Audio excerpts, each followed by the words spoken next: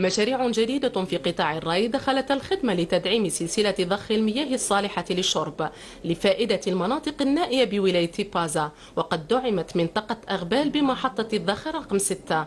من شأن هذا المشروع تحسين عملية التزويد لأكثر من 6500 مواطن بالمياه الشروب.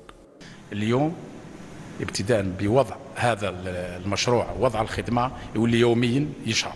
رحمة في بلدية غبال، كنا اللي ما عندوش طوموبيل ما يشربش، ما كاش منين يعمر، واليوم الحمد لله مطلقوا الماء. تم نقل الماء من السد كاف الدير الى كامل بلديه غرب بازا، ومن بينها بلديتنا بلديه اغبال. الحمد لله يا ربي، هم الحق هذايا دوك يوليو يشربوا، كاين دواور يشربوا نهار بنهار، كاين دواور يشربوا يوميا.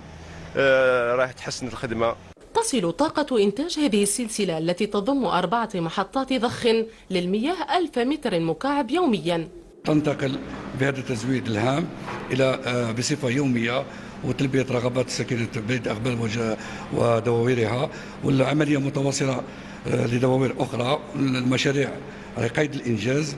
هذه المناطق هذه المعزولة كانت عانت الأمرين في السنوات الأخيرة من نقص فادح في هذه المادة الحيوية.